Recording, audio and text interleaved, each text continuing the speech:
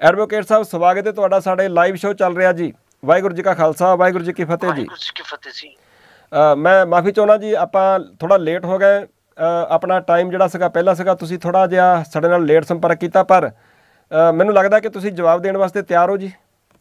हाँ, कोई इशू नहीं जी, ਤੁਸੀਂ ਜਿਹੜੇ ਇਸ਼ੂਜ਼ ਨੇ ਆਪਾਂ ਡਿਸਕਸ ਕਰ ਸਕਦੇ ਹਾਂ। ਜੀ ਜੀ ਜੀ। ਮੈਂ ਤੁਹਾਡੇ ਕੋਲ ਸਭ ਤੋਂ ਪਹਿਲਾਂ ਤੇ ਸਾਡੇ ਨਾਲ ਜਸਕਰਨ ਸਿੰਘ ਕਾਹਨ ਸਿੰਘ ਵਾਲਾ ਸੀਗੇ, ਆਪਾਂ ਉਹਨਾਂ ਨਾਲ ਕੁਝ ਗੱਲਾਂ ਸਾਂਝੀਆਂ ਕੀਤੀਆਂ ਨੇ। ਸਾਡੇ ਦਰਸ਼ਕ ਵੱਡੀ ਗਿਣਤੀ ਵਿੱਚ ਜੁੜੇ ਹੋਏ ਨੇ, ਬਹੁਤ ਸਾਰੇ ਸਵਾਲ ਵੀ ਆ ਰਹੇ ਨੇ। ਸਭ ਤੋਂ ਜਿਹੜਾ ਵੱਡੀ ਗੱਲ ਇਹ ਹੋ ਰਹੀ ਹੈਗੀ ਆ ਕਿ ਉਹ ਜਿਹੜੇ ਨੌਜਵਾਨ ਨੇ ਜਿਨ੍ਹਾਂ ਨੂੰ ਇੱਥੋਂ ਦੀਆਂ ਹਕੂਮਤਾਂ, ਜਿਨ੍ਹਾਂ ਨੂੰ ਪੁਲਿਸ ਗੈਂਗਸਟਰ ਕਹਿ ਕੇ ਜਾਂ ਅੱਗੇ ਪਹਿਲਾਂ ਅੱਤਵਾਦੀ ਕਹਿ ਕੇ ਮਾਰ ਰਹੀਆਂ ਸੀਗੀਆਂ, ਸੋ ਉਹ ਦੌਰ ਜਿਹੜਾ ਹੈਗਾ ਦਰਸ਼ਕਾਂ ਦਾ ਕਹਿਣਾ ਹੈਗਾ ਕਿ ਅੱਜ ਵੀ ਕਿਸੇ ਨਾ ਕਿਸੇ ਰੂਪ ਦੇ ਵਿੱਚ ਜਾਰੀ ਹੈ, ਇਹਨੂੰ ਠੱਲ ਨਹੀਂ ਪੈ ਰਹੀ ਹੈਗੀ। ਐਡਵੋਕੇਟ ਸਾਹਿਬ, ਕਾਫੀ ਸਵਾਲ ਆਪਾਂ ਵਿਚਾਰ ਚੁੱਕੇ ਹੈਗੇ। ਮੈਂ ਤੁਹਾਡੇ ਕੋਲੋਂ ਸਿੱਧਾ ਇਹ ਜਾਣਨਾ ਚਾਹੁੰਦਾ ਹੈਗਾ ਕਿ ਜੈਪਾਲ ਭੁੱਲਰ ਜਿਹੜੇ ਪਿਤਾ ਜੀ ਨੇ ਭੁਪਿੰਦਰ ਸਿੰਘ, ਉਹਨਾਂ ਨੇ ਤੁਹਾਡੇ ਤੇ ਜੋ ਦੋਸ਼ ਲਾਏ ਕਿ ਚੰਗੀ ਤਰ੍ਹਾਂ ਪੈਰਵਾਈ ਨਹੀਂ ਕੀਤੀ ਹੈਗੀ, ਕੀ ਕਹਿਣਾ ਚਾਹੁੰਦੇ ਹੋ? ਦੇਖੋ, ਭੁੱਲਰ ਸਾਹਿਬ ਦੇ ਫਾਦਰ ਨੇ ਮੇਰੇ ਤੇ ਦੋ ਦੋਸ਼ ਲਾਏ ਨੇ, ਦੋ ਤਿੰਨ ਕਿਸਮ ਦੇ ਜੀ। ਇੱਕ ਤਾਂ ਕਹਿੰਦਾ ਜੀ ਵਕੀਲ ਕੁਆਲੀਫਾਈਡ ਨਹੀਂ ਹੈਗਾ ਜੀ। ਦੂਜਾ ਉਹਨੇ ਮੇਰੇ ਤੇ ਐਲੀਗੇਸ਼ਨ ਲਾਇਆ ਹੈ ਵਕੀਲ ਨੇ ਇੱਕ ਪੇਜ ਦੀ ਫਾਈਲ ਕੀਤੀ ਹੈ। ਹਾਂਜੀ। ਤੀਜਾ ਦੋਸ਼ ਲਾਇਆ ਹੈ ਕਿ ਮੈਨੂੰ ਕੁਝ ਬੰਦਿਆਂ ਨੇ ਗਲਤ ਵਕੀਲ ਕਰਾ ਦਿੱਤਾ ਹੈ। ਜੀ। ਸੋ ਸਭ ਤੋਂ ਪਹਿਲੇ ਤਾਂ ਮੈਂ ਤੁਹਾਨੂੰ ਜਵਾਬ ਦਿੰਦਾ ਵੀ ਉਹ ਗਲਤ ਵਕੀਲ ਕਰਾਉਣ ਵਾਲੇ ਬੰਦੇ ਦੋ ਸੀ। ਜੀ। ਇੱਕ ਸੀ ਧਿਆਨ ਸਿੰਘ ਮੰਡ, ਜਿਹੜਾ ਫਿਰੋਜ਼ਪੁਰ ਤੋਂ ਐਕਸ ਮੈਂਬਰ ਪਾਰਲੀਮੈਂਟ ਹੈ ਤੇ ਸਰਬੱਤ ਖਾਲਸੇ ਦਾ ਕਾਰਜਕਾਰੀ ਜਥੇਦਾਰ। ਜੀ। ਦੂਸਰਾ ਬੰਦਾ ਇਹਨੂੰ ਗਲਤ ਵਕੀਲ ਕਰਾਉਣ ਵਾਲਾ ਸੀ ਸਰਦਾਰ ਸਿਮਰਨਜੀਤ ਸਿੰਘ ਮਾਨ, ਪ੍ਰਧਾਨ ਸ਼੍ਰੋਮਣੀ ਅਕਾਲੀ ਦਲ ਅੰਮ੍ਰਿਤਸਰ। ਜੀ। ਇਹਨਾਂ ਦੋਨਾਂ ਦੀ ਰਿਕਮੈਂਡੇਸ਼ਨ ਦੇ ਉੱਪਰ ਮੈਂ ਇਸ ਬੰਦੇ ਦਾ ਕੇਸ ਕੀਤਾ ਹੈ। ਸੋ ਮੈਨੂੰ ਕਿਉਂਕਿ ਮਾਨ ਸਾਹਿਬ ਦੀ ਕਾਲ ਸੀ ਜੀ ਕਿ ਇਹ ਫੇਕ ਇਨਕਾਊਂਟਰ ਮੈਟਰ ਹੈਗਾ ਹੈ ਜੀ, ਵਕੀਲ ਸਾਹਿਬ ਤੁਸੀਂ ਤਗੜੇ ਹੋ ਕੇ ਇਹਨਾਂ ਦਾ ਕੇਸ ਲੜਨਾ ਹੈ ਜੀ। ਔਰ ਭਾਈ ਧਿਆਨ ਸਿੰਘ ਮੰਨਦਾ ਸੀ ਕਿ ਮੇਰੇ ਮਹੱਲੇ ਦੇ ਨੇ ਧੱਕਾ ਹੋਇਆ ਹੈ ਤੇ ਵਕੀਲ ਸਾਹਿਬ ਇਹਨਾਂ ਦੀ ਮਦਦ ਕਰੋ। ਜੀ। ਮੈਂ ਜੈਪਾਲ ਭੁੱਲਰ ਦੇ ਬਾਪ ਕੋਲ ਕੇਸ ਲੈਣ ਨਹੀਂ ਸੀ ਗਿਆ ਕਿ ਮੇਰੇ ਕੋਲ ਕੇਸ ਕਰਾ, ਇਹ ਬੰਦਾ ਆਪ ਮੇਰੇ ਕੋਲ ਚੱਲ ਕੇ ਆਇਆ ਜੀ। ਔਰ ਸਿਚੁਏਸ਼ਨ ਇਹ ਵੇਖੋ ਕਿ ਇਹ ਮੈਨੂੰ ਐਤਵਾਰ ਨੂੰ 13 ਤਰੀਕ ਨੂੰ ਜਦੋਂ ਇਹਨਾਂ ਦਾ ਸਵੇਰੇ ਡਿਪਟੀ ਕਮਿਸ਼ਨਰ ਰਿਫਿਊਜ਼ ਕਰ ਦਿੰਦਾ ਹੈ ਕਿ ਮੈਂ ਪੋਸਟਮਾਰਟਮ ਨਹੀਂ ਕਰਨਾ ਜੀ, ਮੈਂ ਰਾਤ ਨੂੰ ਇਮੀਡੀਏਟ ਈਮੇਲਸ ਹਾਈ ਕੋਰਟ ਦੇ ਚੀਫ ਜਸਟਿਸ, ਸੁਪਰੀਮ ਕੋਰਟ ਦੇ ਚੀਫ ਜਸਟਿਸ ਨੂੰ ਭੇਜਦਾ, ਬਹੁਤ ਸਿੱਧੀਆਂ ਜੀ, ਜਿਨ੍ਹਾਂ ਵਿੱਚ ਮੈਂ ਸਪਸ਼ਟ ਕੀਤਾ ਹੈ ਕਿ ਆਰਟੀਕਲ 21 ਜੀ ਕਹਿੰਦਾ ਹੈ ਕਿ ਕਿਸੇ ਬੰਦੇ ਦੀ ਮਤਲਬ no person shall be deprived from his life except procedure duly established by law। ਜੀ ਜੀ ਜੀ। ਕਿਸੇ ਦੀ ਜਾਨ ਲੈਣ ਦਾ ਅਧਿਕਾਰ ਕੱਲਾ ਕੋਰਟ ਕੋਲ ਹੈ, ਪੁਲਿਸ ਕੋਲ ਅਧਿਕਾਰ ਨਹੀਂ ਹੈ। ਨਹੀਂ ਹੈ ਜੀ। ਦੂਜੀ ਗੱਲ ਮੈਂ ਦੱਸੀ ਕਿ ਆਰਟੀਕਲ 20 ਜਿਹੜਾ ਫੰਡਾਮੈਂਟਲ ਰਾਈਟ ਹੈ ਬਹੁਤ ਕਲੀਅਰ ਕਹਿੰਦਾ ਹੈ ਕਿ ਪ੍ਰੈਜ਼ੰਪਸ਼ਨ ਆਫ ਇਨੋਸੈਂਸ ਹੈਗੀ ਹੈ ਜੀ। ਕੋਰਟ ਜਦ ਤੱਕ ਕਿਸੇ ਨੂੰ ਗਿਲਟੀ ਪਲੀਡ ਨਹੀਂ ਕਰਦੀ ਤੁਸੀਂ ਗੈਂਗਸਟਰ, ਮਿਲੀਟੈਂਟ, ਟੈਰਰਿਸਟ ਨਹੀਂ ਕਹਿ ਸਕਦੇ ਜੀ। ਫਿਰ ਮੈਂ ਉਸ ਈਮੇਲ ਦੇ ਵਿੱਚ ਲਿਖਿਆ ਹੈ ਕਿ ਇਹ ਦੇਸ਼ ਦੀ ਗਾਈਡਿੰਗ ਸਪਿਰਿਟ ਮਹਾਤਮਾ ਗਾਂਧੀ ਦੀ ਨॉन ਵਾਇਲੈਂਸ ਸਿਧਾਂਤ ਹੈ, ਨਾ ਕਿ ਆਈ ਫਾਰ ਆਈ ਇਹਨਾਂ ਦਾ ਸਿਧਾਂਤ ਹੈ ਜੀ। ਸੋ ਕੋਰਟਸ ਬੰਦ ਨੇ ਕਿ ਇਸ ਫਾਈਲ ਹੋ ਨਹੀਂ ਸਕਦਾ ਹੈ, ਕੋਰਟਸ ਨੂੰ ਇਹਦਾ ਸੋ ਮੋਟੋ ਲੈਣਾ ਚਾਹੀਦਾ, ਸੈਕਿੰਡ ਪੋਸਟਮਾਰਟਮ ਜੀ। ਤੀਸਰੀ ਗੱਲ ਹੈ 14 ਤਰੀਕ ਨੂੰ ਇਹਨਾਂ ਦਾ ਮੈਨੂੰ WhatsApp ਆਉਂਦਾ ਕੰਪਨਸੇਸ਼ਨ ਦੇ ਰਿਗਾਰਡਿੰਗ ਜੀ, ਜਜਮੈਂਟ ਭੇਜਦੇ ਨੇ ਜੀ। ਹੁਣ ਮੈਂ ਤੁਹਾਨੂੰ 1 ਬਾਈ 1 ਕਲੀਅਰ ਕਰਾਂਗਾ ਜੀ। ਜਦੋਂ 15 ਤਰੀਕ ਨੂੰ ਆਉਂਦੇ ਨੇ ਇਹ ਤਿੰਨ ਇਸ਼ੂਜ਼ ਮੇਰੇ ਨਾਲ ਡਿਸਕਸ ਕਰਦੇ ਨੇ, ਕੰਪਨਸੇਸ਼ਨ ਜੀ, ਸੈਕਿੰਡ ਪੋਸਟਮਾਰਟਮ ਜੀ, ਇਸ ਕੇਸ CBI ਦੀ ਇਨਵੈਸਟੀਗੇਸ਼ਨ। ਜੀ। ਮੈਂ ਇਹਨਾਂ ਨੂੰ ਦੱਸਿਆ ਜੀ ਜਿਹੜਾ ਕੰਪਨਸੇਸ਼ਨ ਮੈਟਰ ਹੈ ਉਹਦੇ ਵਿੱਚ ਲਿਮਿਟੇਸ਼ਨ ਹੁੰਦੀ ਹੈ 2 ਸਾਲ ਦੀ ਕੇਸ ਫਾਈਲ ਕਰਨ ਜੀ। ਔਰ ਹਾਈ ਕੋਰਟ ਕੋਲੇ ਬੜੀਆਂ ਲਿਮਟਿਡ ਪਾਵਰਸ ਨਹੀਂ, ਕਿਉਂਕਿ ਅਸੀਂ ਖਾਲੜੇ ਕੇਸ ਵਿੱਚ ਵੀ ਸਾਰਾ ਕੁਝ ਫੇਸ ਕੀਤਾ, ਮੈਂ ਹੋਰ ਕੇਸਾਂ 'ਚ ਵੀ ਕੀਤਾ ਹੈ ਜੀ। ਠੀਕ ਹੈ। ਸੋ ਸਿਵਲ ਕੋਰਟ ਕੋਲੇ ਵੱਧ ਪਾਵਰਾਂ ਹੁੰਦੀਆਂ ਤੇ ਇਹਦੇ ਵਿੱਚ ਕੋਈ ਅਰਜੈਂਸੀ ਨਹੀਂ ਹੈ ਕਿਉਂਕਿ ਅਜੇ ਡਿਸਾਈਡ ਹੋਣਾ ਕਿ ਇਨਕਾਊਂਟਰ ਫੇਕ ਹੈ ਕਿ ਜੈਨੂਨ ਹੈ ਜੀ। ਇਹ ਬੰਗਾਲ ਸਰਕਾਰ ਨੇ ਦੇਣਾ ਕਿ ਪੰਜਾਬ ਸਰਕਾਰ ਨੇ, ਇਹਨੂੰ ਆਪਾਂ ਬੈਕ ਬਰਨਰ 'ਚ ਰੱਖ ਲਿਆ। ਦੂਸਰੀ ਗੱਲ ਹੈ ਵੀ ਵੈਸਟ ਬੰਗਾਲ ਪੁਲਿਸ ਨੇ ਸੁਪਰੀਮ ਕੋਰਟ ਕੋਲੇ CBI ਇਨਵੈਸਟੀਗੇਸ਼ਨ ਦੇ ਅਗੇਂਸਟ ਸਟੇ ਲਿਆ ਹੋਇਆ ਹੈ ਕਿ ਵਿਦਆਊਟ ਵੈਸਟ ਬੰਗਾਲ ਗਵਰਨਮੈਂਟ ਦੀ ਕੰਸੈਂਟ ਦੇ ਬਿਨਾ ਹਾਂਜੀ CBI ਜਾਂਚ ਨਹੀਂ ਹੋ ਸਕਦੀ ਜੀ, ਕਿਉਂਕਿ ਇਨਕਾਊਂਟਰ ਵੈਸਟ ਬੰਗਾਲ 'ਚ ਹੈ। ਹਾਂਜੀ ਹਾਂਜੀ। ਉਹਨੂੰ ਪਾਰਟੀ ਇੰਪਲੀਟ ਕਰਨਾ ਪਊਗਾ, ਪੰਜਾਬ ਦਾ ਜੁਰਿਸਡਿਕਸ਼ਨ ਨਹੀਂ ਹੈਗਾ ਜੀ। ਸੋ ਮੈਂ ਇਹਨਾਂ ਨੂੰ ਪਹਿਲੇ ਦਿਨ ਹੀ ਬਹੁਤ ਕਲੀਅਰ ਕੀਤਾ ਸੀ ਕਿ ਮੈਂ ਲਿਮਟਿਡ ਪ੍ਰੇਅਰ ਨਾਲ ਜਾ ਰਿਹਾ ਕੋਰਟ ਵਿੱਚ, ਉਹ ਹੈਗੀ ਹੈ ਮੇਰੀ ਸੈਕਿੰਡ ਪੋਸਟਮਾਰਟਮ ਜੀ। ਸੋ ਜਦੋਂ ਮੈਂ ਕੇਸ ਫਾਈਲ ਕੀਤਾ ਹੈ ਉਹਦੇ ਵਿੱਚ ਮੈਂ ਫੋਟੋਗ੍ਰਾਫਸ, ਵੀਡੀਓਜ਼ ਦਾ ਜ਼ਿਕਰ ਕਰਕੇ ਜੀ ਜਜਮੈਂਟਸ ਦਾ ਜ਼ਿਕਰ ਕਰਕੇ ਵੱਖੋ ਵੱਖਰੀਆਂ ਹਾਈ ਕੋਰਟਾਂ ਦੀਆਂ ਕਿ ਸੈਕਿੰਡ ਪੋਸਟਮਾਰਟਮ ਹੋ ਸਕਦਾ ਕਿ ਨਹੀਂ ਹੋ ਸਕਦਾ, ਮੈਂ ਗਰਾਊਂਡਸ ਦਿੱਤੀਆਂ ਕਿ ਕਿਹੜਾ ਰੀਜ਼ਨ ਹੈ ਕਿ ਅਸੀਂ ਏਮਸ ਤੇ ਪੀਜੀਆਈ ਤੋਂ ਕਿਉਂ ਕਰਾਉਣਾ ਚਾਹੁੰਦੇ ਹਾਂ। ਜੀ ਜੀ। ਇਹ ਪਰਿਵਾਰ ਦਾ ਫਿਰੋਜ਼ਪੁਰ ਦੇ ਵਿੱਚ ਹੀ ਪੋਸਟਮਾਰਟਮ ਕਰਾ ਕੇ ਰਾਜੀ ਸੀ। ਅੱਛਾ ਜੀ। ਇਹ ਮੇਰਾ ਵਿਊ ਸੀ ਕਿ ਜ਼ਿਲ੍ਹੇ ਸਟੇਟ ਲੈਵਲ ਤੇ ਪੋਸਟਮਾਰਟਮ ਮੈਨੇਜ ਹੋ ਜਾਂਦੇ ਨੇ। ਓਕੇ। ਜਿਹੜੀ ਪੀਜੀਆਈ ਦੀ ਕ੍ਰੈਡੀਬਿਲਿਟੀ ਹੈਗੀ ਹੈ, ਏਮਸ ਦੀ ਕ੍ਰੈਡੀਬਿਲਿਟੀ ਹੈ, ਅਸੀਂ ਸੋ 15 ਨੂੰ ਜਦੋਂ ਪ੍ਰੈਸ ਕਾਨਫਰੰਸ ਵੀ ਹੋਈ ਹੈ ਕੇਸ ਫਾਈਲ ਕਰਨ ਤੋਂ ਬਾਅਦ, ਮੇਰੀ ਬਹੁਤ ਲਿਮਟਿਡ ਪ੍ਰੇਅਰ ਸੀ ਇਹਨਾਂ ਕੇਸਾਂ ਵਿੱਚ ਜੀ ਕਿ ਅਸੀਂ ਅੱਜ ਕੱਲਾ ਸੈਕਿੰਡ ਪੋਸਟਮਾਰਟਮ ਨੂੰ ਟੱਚ ਕਰ ਰਹੇ ਜੀ। ਉਸੇ ਗੱਲ ਤੇ ਸੁਪਰੀਮ ਕੋਰਟ ਨੇ ਕੇਸ ਰਿਮਾਂਡ ਕੀਤਾ ਹੈ। ਜੀ। ਉਸੇ ਪਟੀਸ਼ਨ ਨੂੰ ਰਿਵਾਈਵ ਕਰਕੇ ਉਸੇ ਜਿਹੜੀ ਇੱਕ ਪੇਜ ਦੀ ਪਟੀਸ਼ਨ ਸਰਦਾਰ ਸਾਹਿਬ ਕਹਿੰਦੇ ਨੇ ਉਹਦੇ ਤੇ ਇਹਦੇ ਮੁੰਡੇ ਦਾ ਸੈਕਿੰਡ ਪੋਸਟਮਾਰਟਮ ਆਰਡਰ ਹੋਇਆ ਜੀ। ਸੋ ਮੈਂ ਕਲੀਅਰ ਕਰਨਾ ਚਾਹੁੰਦਾ ਕਿ ਜਿਹੜੀ ਇਹ ਪਟੀਸ਼ਨ ਹੈਗੀ ਹੈ ਇੱਕ ਪੇਜ ਦੀ ਨਹੀਂ ਹੈਗੀ। ਹਾਈ ਕੋਰਟ ਦੇ ਵਿੱਚ ਕੋਈ ਤੀਜਾ ਬੰਦਾ ਵੀ ਅੱਜ ਉਸ ਪਟੀਸ਼ਨ ਨੂੰ ਕਢਾ ਸਕਦਾ ਹੈ। ਹਾਂਜੀ ਹਾਂਜੀ, ਕਢਾ ਸਕਦਾ। ਉਹ 10 ਪੇਜਾਂ ਦੀ ਪਟੀਸ਼ਨ ਸੀ ਜੀ। ਉਹਦੇ ਵਿੱਚ 40 ਫੋਟੋਗ੍ਰਾਫਸ, ਵੀਡੀਓਜ਼, ਪਲਾਸਟਿਕ ਰਿਪੋਰਟ, ਜੀ, ਜਜਮੈਂਟਸ ਹਨਾ, ਜਿਹਦੇ ਮੇਰੇ ਕੋਲ ਸਬੂਤ ਵੀ ਹੈਗੇ। ਜੀ ਜੀ ਜੀ ਹਨਾ, ਉਹਦੇ ਵਿੱਚ ਜਿੰਨੀਆਂ 226 ਨਾਲ ਰਿਲੇਟਡ ਲਾਅ ਸੀ ਸਾਰਾ ਆਪਾਂ ਹਾਈ ਕੋਰਟ ਨੂੰ ਭੇਜਿਆ। ਜੀ। ਸੋ ਇਹ ਬੰਦਾ ਵਕੀਲ ਤੇ ਕਲਾਇੰਟ ਦੇ ਵਿਚਾਲੇ ਦੋ ਕਿਸਮ ਦੇ ਰੌਲੇ ਪੈਂਦੇ ਨੇ। ਜੀ ਹਾਂਜੀ। ਇੱਕ ਫੀਸ ਦਾ ਹੁੰਦਾ, ਦੂਜਾ ਰਿਲੀਫ ਦਾ ਹੁੰਦਾ। ਹਾਂਜੀ ਹਾਂਜੀ। ਨਾ ਤਾਂ ਮੈਂ ਇਹਨਾਂ ਕੋ ਫੀਸ ਲਈ ਹੈ। ਓਕੇ ਜੀ। ਹਨਾ, ਮੈਂ ਰਿਲੀਫ ਇਹਨਾਂ ਨੂੰ ਸੈਕਿੰਡ ਪੋਸਟਮਾਰਟਮ ਦੀ ਲੈ ਕੇ ਦੇ ਦਿੱਤੀ। ਜੀ। ਅੱਛਾ, ਫਿਰ ਇੱਕ ਦੂਜਾ ਇਸ਼ੂ ਹੋਰ ਇਨਵੋਲਵ ਹੁੰਦਾ ਜੀ, ਮੈਂ ਟੈਕਨੀਕਲੀ ਤੁਹਾਨੂੰ ਦੱਸਣ ਲੱਗਿਆ ਬੀਇੰਗ ਲਾਇਰ। ਜੀ ਜੀ। ਜਦੋਂ ਵਕੀਲ ਤੇ ਕਲਾਇੰਟ ਦੇ ਵਿੱਚ ਰੌਲਾ ਪੈ ਜਾਏ, ਜੀ, ਕਲਾਇੰਟ ਦਾ ਰਾਈਟ ਹੈਗਾ ਕਿ ਉਹ ਆਪ ਦਾ ਬਰੀਫ ਚੱਕ ਕੇ ਲਿਜਾ ਸਕਦਾ ਹੈ, ਆਪ ਦੀ ਅਟਾਰਨੀ ਵਿਦਡਰਾ ਕਰ ਸਕਦਾ ਹੈ। ਬਿਲਕੁਲ। ਹਾਂਜੀ ਹਾਂਜੀ। ਜੇ ਵਕੀਲ ਨੂੰ ਚੰਗਾ ਨਹੀਂ ਲੱਗਦਾ ਵੀ ਕਲਾਇੰਟ ਠੀਕ ਨਹੀਂ ਹੈਗਾ, ਆਪਾਂ ਕੋਰਟ ਨੂੰ ਕਹਿ ਸਕਦੇ ਹਾਂ ਕਿ ਆਪਾਂ ਇਹਦਾ ਕੇਸ ਨਹੀਂ ਕਰਨਾ ਚਾਹੁੰਦੇ। ਜੀ ਜੀ। ਸੋ ਇਨ ਬੋਥ ਕੇਸਸ ਇਸ ਬੰਦੇ ਨੂੰ ਮੈਂ ਮਹਿਸੂਸ ਕਰਦਾ ਹੈ ਕਿ ਜਦੋਂ ਇੱਕ ਪਾਸੇ ਤੁਹਾਡੇ ਬੱਚੇ ਦੀ ਲਾਸ਼ ਸ਼ਮਸ਼ਾਨ ਘਾਟ 'ਚ ਜਾਣੀ ਹੈ, ਜੀ ਜੀ, ਤੁਸੀਂ ਡਰਾਇੰਗ ਰੂਮ 'ਚ ਬਹਿ ਕੇ ਮੇਰੇ ਖਿਲਾਫ ਪ੍ਰੈਸ ਕਾਨਫਰੰਸ ਕਰ ਰਹੇ ਹੋ ਜਿਸ ਬੰਦੇ ਨੇ ਤੁਹਾਨੂੰ ਰਿਲੀਫ ਲੈ ਕੇ ਦਿੱਤੀ ਹੈ। ਜੀ। ਸੋ ਐਥੀਕਲੀ ਗੱਲ ਚੰਗੀ ਨਹੀਂ ਹੈਗੀ ਇਹਨਾਂ ਲਈ। ਜੀ, ਤੁਸੀਂ ਕਹਿ ਰਹੇ ਹੋ ਕਿ ਉਹਨਾਂ ਵਾਸਤੇ ਗੱਲ ਚੰਗੀ ਨਹੀਂ ਹੈ। ਇੱਕ ਸਵਾਲ ਬੜਾ ਅਹਿਮ ਜਿਹਾ ਹੈਗਾ, ਮੈਂ ਤੁਹਾਡੇ ਕੋਲੋਂ ਇਹ ਵੀ ਜਾਣਨਾ ਚਾਹੁੰਦਾ ਹੈਗਾ ਵਕੀਲ ਸਾਹਿਬ, ਜਿਹੜੀ ਤੁਸੀਂ ਕੋਰਟ ਵਿੱਚ ਪਟੀਸ਼ਨ ਫਿਰ ਲਾਈ ਆ ਤੇ ਉਹਦੇ ਵਿੱਚ ਤੁਸੀਂ ਇਸ ਗੱਲ ਦਾ ਜ਼ਿਕਰ ਕੀਤਾ ਸੀਗਾ ਕਿ ਹੱਡੀਆਂ ਟੁੱਟੀਆਂ ਪਾਈਆਂ ਗਈਆਂ। ਹਾਂ, ਸਾਰਾ ਕੁਝ various injuries on the various parts ਸਾਰਾ ਕੁਝ ਲਿਖਿਆ ਜੀ, ਪਟੀਸ਼ਨ ਔਨ ਰਿਕਾਰਡ ਹੈ। ਅੱਛਾ।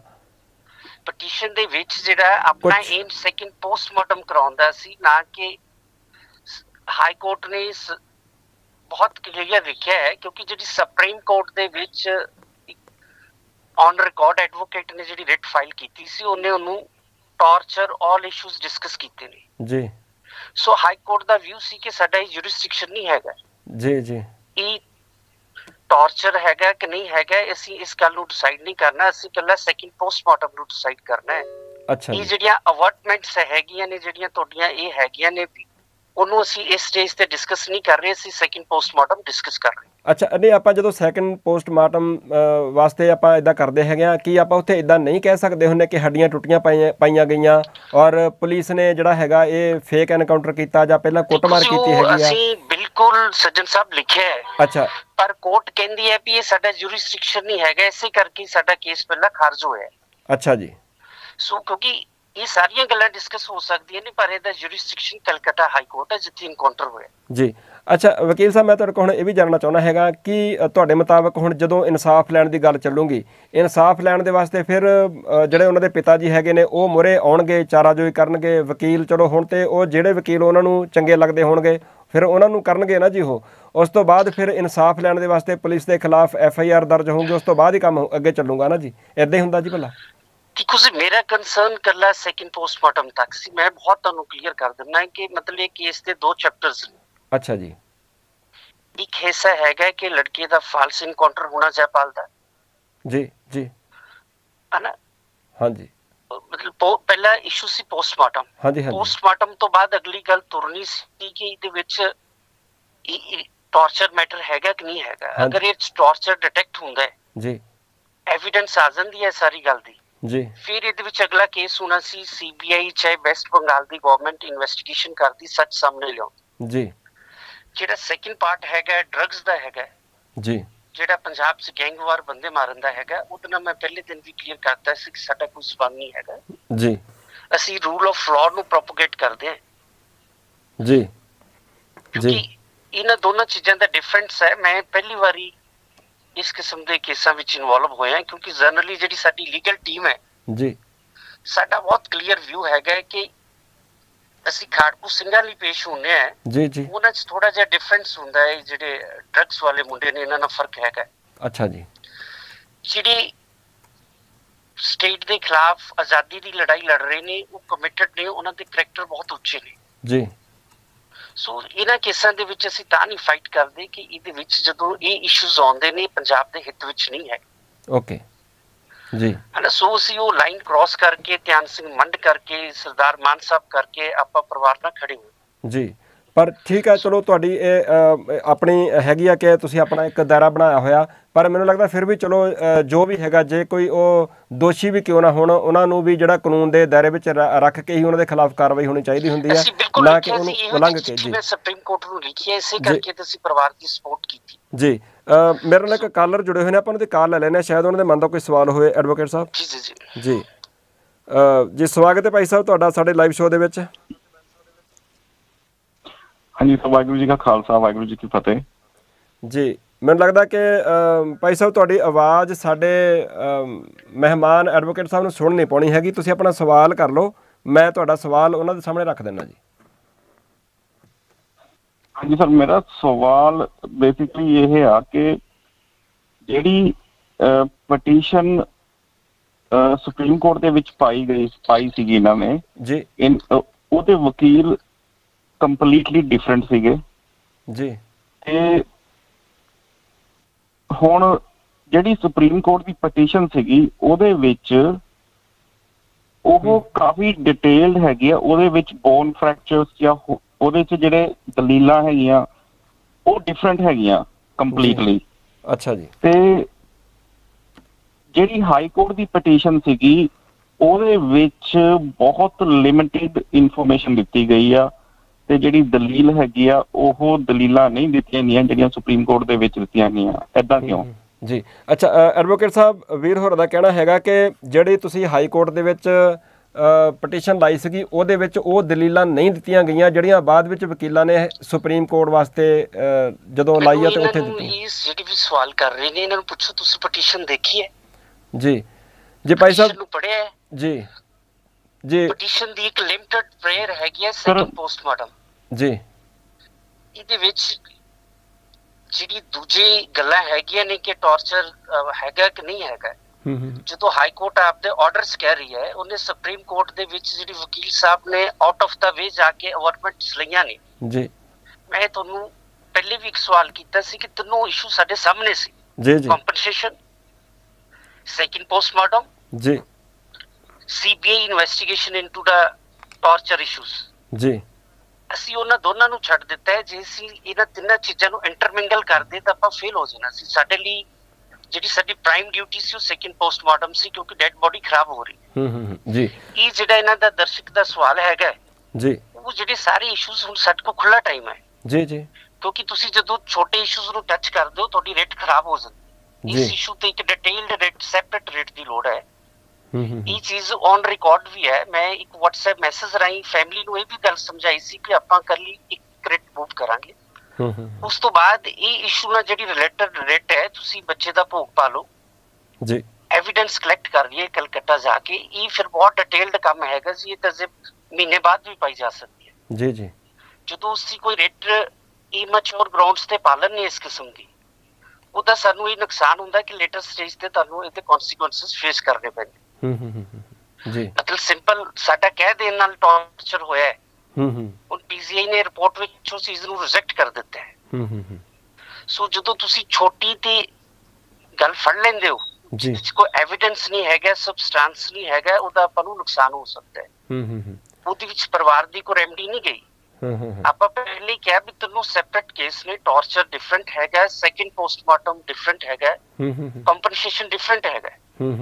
ਜੀ, ਆਪਾਂ ਉਹਦੇ ਵਿੱਚ ਇੱਕ ਗੱਲ ਨੂੰ ਪਿਕ ਕੀਤਾ ਸੈਕੰਡ ਪੋਸਟਮਾਰਟਮ ਨੂੰ, ਉਹ ਅਸੀਂ ਕਰਾ ਦਿੱਤਾ ਹੈ। जी जी जी। ਹੁਣ ਜੇ ਫੈਮਿਲੀ ਚਾਹੇ ਤਾਂ ਕੰਪਨਸੇਸ਼ਨ ਦਾ ਵੀ ਪਾ ਸਕਦੀ ਹੈ, ਫੈਮਿਲੀ ਚਾਹੇ ਤਾਂ ਟਾਰਚਰ ਵੀ ਪਾ ਸਕਦੀ ਹੈ।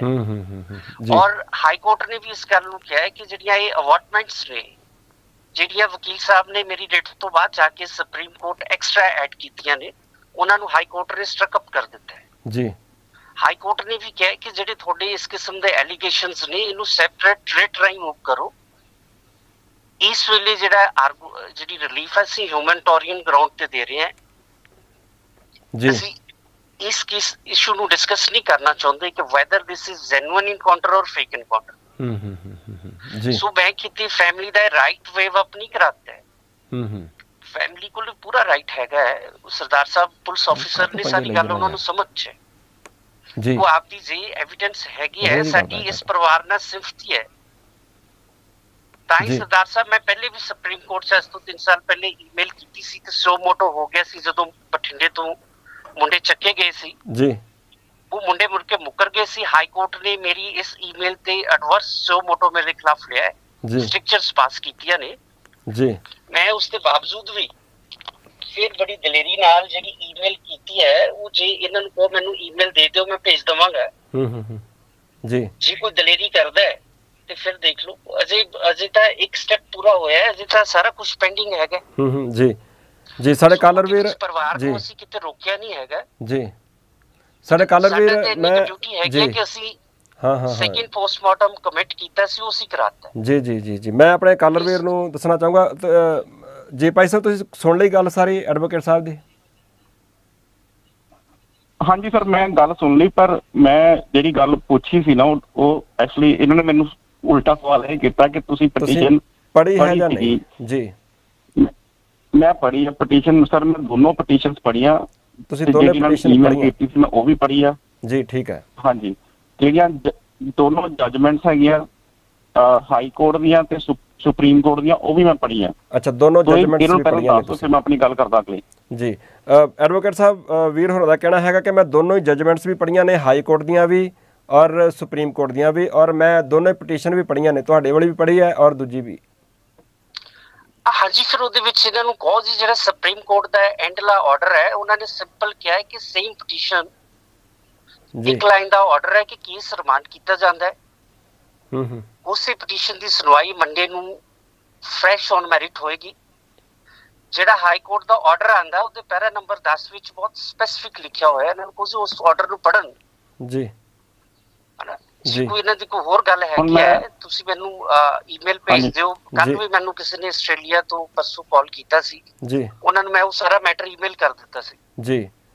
ਜੀ ਭਾਈ ਸਾਹਿਬ, ਉਹਨਾਂ ਦਾ ਐਡਵੋਕੇਟ ਸਾਹਿਬ ਦਾ ਕਹਿਣਾ ਹੈ ਗੱਲ ਹੈ ਕਿ ਲੀਗਲ ਜਿਹੜਾ ਇਸ਼ੂ ਹੁੰਦਾ ਨਾ ਜੀ ਜੀ ਜੀ, ਮੈਂ ਤੁਹਾਨੂੰ ਬਾਰ-ਬਾਰ ਕਹਿ ਰਿਹਾ ਸੀ ਮੈਂ ਸੈਕਿੰਡ ਪੋਸਟਮਾਰਟਮ ਤੋਂ ਬਾਹਰ ਗਿਆ ਨਹੀਂ ਜੀ। ਇਹਨਾਂ ਦੇ ਮਨ 'ਚ ਜਿਹੜੀ ਗੱਲ ਹੈਗੀ ਹੈ ਕਿ ਹੱਡੀਆਂ ਟੁੱਟੀਆਂ ਨੇ, ਟਾਰਚਰ ਹੋਇਆ ਕਿ ਨਹੀਂ ਹੋਇਆ, ਉਹ ਸੈਪਰੇਟ ਰੇਟ ਦਾ ਮੈਟਰ ਹੈ, ਮੂਵ ਕਰ ਲੈਣ। ਮੈਂ ਕਿਸੇ ਨੂੰ ਰੋਕਿਆ ਥੋੜਾ ਹੈਗਾ ਜੀ ਜੀ। ਭਾਈ ਸਾਹਿਬ ਨਾ ਹੁਣ ਜੇ ਕੋਈ ਬੰਦਾ ਗੱਲ ਨੂੰ ਅੰਡਰਸਟੈਂਡ ਨਹੀਂ ਕਰਨਾ ਚਾਹੁੰਦਾ, ਸਮਝਣਾ ਨਹੀਂ ਚਾਹੁੰਦਾ, ਉਹ ਤਾਂ ਮੈਂ ਸਮਝਾ ਨਹੀਂ ਸਕਦਾ ਨਹੀਂ ਤਾਂ ਅਦਰਵਾਈਜ਼ ਮੈਂ ਲੇਮੈਨ ਵਰਡਸ ਦੇ ਵਿੱਚ ਗੱਲ ਸਮਝਾ ਰਿਹਾ ਜੀ। ਮੇਰਾ ਵਿਸ਼ਾ ਸੈਕਿੰਡ ਪੋਸਟਮਾਰਟਮ ਤੋਂ ਅੱਗੇ ਕੋਈ ਤੀਜਾ ਨਹੀਂ ਸੀ ਹੈਗਾ ਜੀ।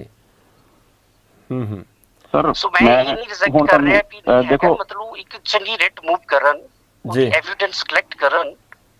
ਅਸੀਂ ਵੀ ਚਾਹੁੰਦੇ ਹਾਂ ਕਿ ਇਨਵੈਸਟੀਗੇਸ਼ਨ ਹੋਣੀ ਚਾਹੀਦੀ ਹੈ, ਪਰਿਵਾਰ ਨੂੰ ਜੀ ਕੋਈ ਇਨਜਸਟਿਸ ਹੋਇਆ ਇਨਸਾਫ ਮਿਲਣਾ ਚਾਹੀਦਾ ਜੀ। ਅਸੀਂ ਤਾਂ ਆਪ ਦੀ ਲਾਈਨ ਕ੍ਰਾਸ ਕਰਕੇ ਫਸਟ ਟਾਈਮ ਗੈਂਗਸਟਰਸ ਦੇ ਕੇਸ ਵਿੱਚ ਇਨਵੋਲਵ ਹੋਏ ਹਾਂ।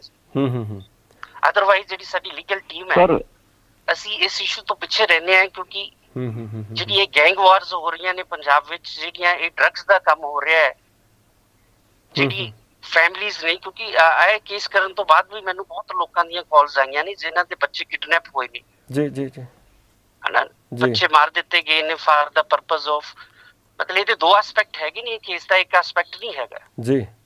ਸੋ ਉਹਦੇ ਵਿੱਚ ਨਹੀਂ ਜਾਣਾ ਚਾਹੁੰਦੇ ਅਸੀਂ, ਇਸੇ ਕਰਕੇ ਇਸ ਕੇਸ 'ਚ ਮਦਦ ਕੀਤੀ ਹੈ ਵੀ ਯਾਰ ਪਰਿਵਾਰ ਨਾਲ ਧੱਕਾ ਹੋਇਆ, ਜਸਟਿਸ ਹੋਣਾ ਚਾਹੀਦਾ ਹੈ ਜੀ, ਹਨਾ। ਕੱਲ ਵੀ ਮੈਂ ਕੋਈ ਵੀ ਗੱਲ ਹੋਈ ਹੈ ਮੈਂ ਬਹੁਤ ਕਲੀਅਰ ਕੀਤਾ ਹੈ ਜੀ ਕਿ ਇਹ ਜਿਹੜੇ ਵਰਡ ਸੀ ਬੜੇ ਡੈਫਰਮੇਟਰੀ ਸੀ, ਪਰ ਅਸੀਂ ਕੋਈ ਕੇਸ ਵਿੱਚ ਨਹੀਂ ਜਾ ਰਹੇ ਜੀ, ਕਿਉਂਕਿ ਸਾਨੂੰ ਪਰਿਵਾਰ ਨਾਲ ਸਿੰਪਥੀ ਹੈ ਕਿ ਇੱਕ ਬੱਚਾ ਮਾਰਿਆ ਗਿਆ, ਦੂਜਾ ਜੇਲ੍ਹ 'ਚ ਹੈ ਜੀ। ਪਰ ਆਲਰੇਡੀ ਜਿਹੜਾ 12-13 ਕੇਸਿਸ ਜਿਹੜਾ ਉਹਦਾ ਬ੍ਰਦਰ ਵੀ ਹੈਗਾ ਜੈਪਾਲ ਦਾ, ਉਹ ਵਿਚਾਰਾ ਜੇਲ੍ਹ 'ਚ ਬੈਠਿਆ ਫੇਸ ਕਰ ਰਿਹਾ ਹੈ ਜੀ ਜੀ। ਸੋ ਅਸੀਂ ਕੋਈ ਨਵੀਂ ਟਰਬਲ ਖੜੀ ਨਹੀਂ ਕਰਨਾ ਚਾਹੁੰਦੇ ਔਰ ਨਾ ਹੀ ਸਾਡਾ ਕੋਈ ਨਿੱਜੀ ਵੈਰ ਹੈ ਜੀ। ਠੀਕ ਹੈ, ਨਾ ਹੀ ਮੈਂ ਇਹਨਾਂ ਨੂੰ ਪਹਿਲੇ ਜਾਣਦਾ ਸਰ। ਮੈਂ ਨਾ ਮੈਨੂੰ ਤਾਂ ਆਲ ਆਫ ਸਡਨ 13 ਤਰੀਕ ਨੂੰ ਧਿਆਨ ਸਿੰਘ ਮਾਨ ਉਹਨਾਂ ਨੇ ਇਸ ਪਰਿਵਾਰ ਨੇ ਉਹਦੇ ਨਾਲ ਹੀ ਗੱਲ ਕੀਤੀ ਹੈ ਜੀ। ਐਡਵੋਕੇਟ ਸਾਹਿਬ ਮੈਨੂੰ ਲੱਗਦਾ ਸਾਡੇ ਵੀਰ ਜੀ, ਸਾਡੇ ਕਾਲਰ ਵੀਰ ਲਿਆਕਤ ਸੀ, ਮੈਂ ਮਦਦ ਕਰ ਦਿੱਤੀ ਹੈ ਜੀ, ਇਸ ਤੋਂ ਵੱਧ ਤਾਂ ਕੁਝ ਹੋਣਾ ਨਹੀਂ ਚਾਹੀਦਾ। ਜੀ ਜੀ, ਕਾਲਰ ਵੀਰ ਸਾਡੇ ਭਾਈ ਸਾਹਿਬ, ਮੈਨੂੰ ਲੱਗਦਾ ਕਿ ਵੀਰ ਹੋਰਾਂ ਦਾ ਕਹਿਣਾ ਹੈਗਾ ਕਿ ਜੇ ਇਸ ਤੋਂ ਜ਼ਿਆਦਾ ਤੁਸੀਂ ਹੋਰ ਵੀ ਕੋਈ ਜਾਣਕਾਰੀ ਲੈਣੀ ਚਾਹੁੰਦੇ ਹੋ ਤਾਂ ਮੇਰੇ ਨਾਲ ਤੁਸੀਂ ਸੰਪਰਕ ਕਰ ਸਕਦੇ ਹੋ।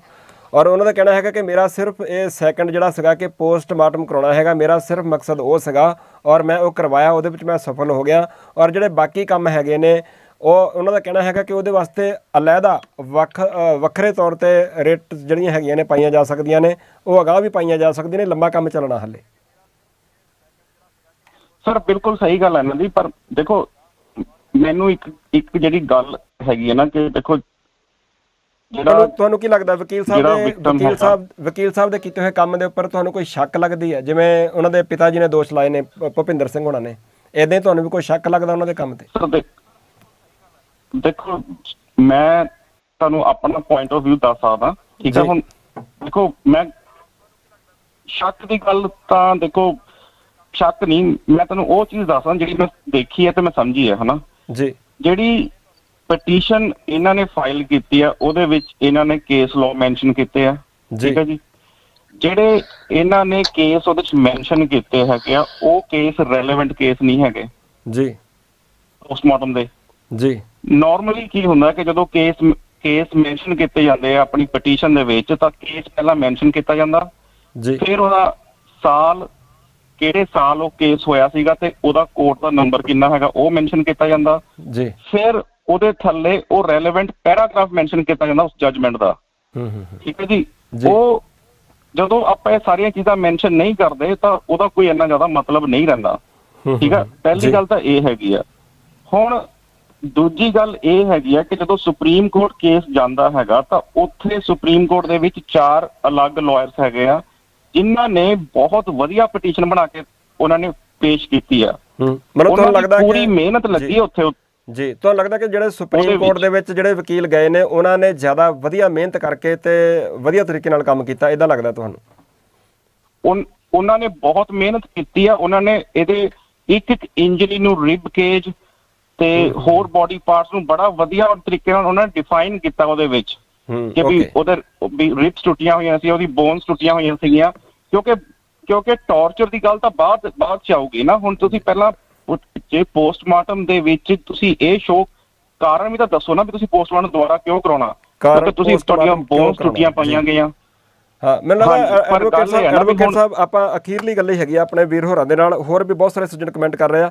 ਵਕੀਲ ਸਾਹਿਬ, ਸਾਡੇ ਕਾਲਰ ਵੀਰ ਦਾ ਇਹ ਕਹਿਣਾ ਹੈਗਾ ਕਿ ਜਦੋਂ ਤੁਸੀਂ ਕੋਰਟ ਵਿੱਚ ਕਾਰਨ ਪੁੱਛਣਾ ਹੈਗਾ, ਦੱਸਣਾ ਹੈਗਾ ਵੀ ਕਿਸ ਕਾਰਨ ਦੇ ਕਰਕੇ ਅਸੀਂ ਪੋਸਟਮਾਰਟਮ ਦੁਬਾਰਾ ਕਰਾਉਣਾ ਚਾਹੁੰਦੇ ਹੈਗੇ ਆ, ਉੱਥੇ ਫਿਰ ਤੁਹਾਨੂੰ ਬਹੁਤ ਡਿਟੇਲ ਦੇ ਵਿੱਚ ਇਹਨਾਂ ਦਾ ਕਹਿਣਾ ਹੈਗਾ ਕਿ ਸਾਨੂੰ ਦੱਸਣਾ ਚਾਹੀਦਾ ਸੀਗਾ ਸਾਰਾ ਕੁਝ। ਇਸ ਵੀਰ ਦੀ ਇੰਟੈਂਸ਼ਨ ਕੀ ਹੈਗੀ ਹੈ ਜੀ, ਨਾ ਤਾਂ ਆਪਾਂ ਇਹ ਛੋਟੇ ਜਿਹੇ ਇਸ਼ੂ ਦੇ ਵਿੱਚ ਇਹਨੂੰ ਕਲੀਅਰ ਕਰ ਸਕਦੇ ਹਾਂ ਜੀ।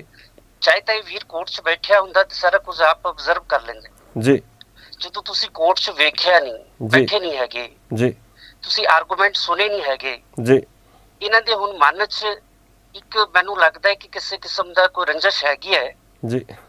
ਅਦਰਵਾਈਜ਼ ਸਰਦਾਰ ਸਾਹਿਬ ਸੈਕੰਡ ਰਿਲੀਫ ਮਿਲ ਗਈ ਹੈ, ਉਹ ਮੇਰੇ ਕਰਕੇ ਮਿਲ ਗਈ ਹੈ, ਕਿਸੇ ਤੀਜੇ ਬੰਦੇ ਕਰਕੇ ਮਿਲ ਗਈ ਹੈ, ਉਹ ਇਸ਼ੂ ਖਤਮ ਹੋ ਗਿਆ ਜੀ ਜੀ।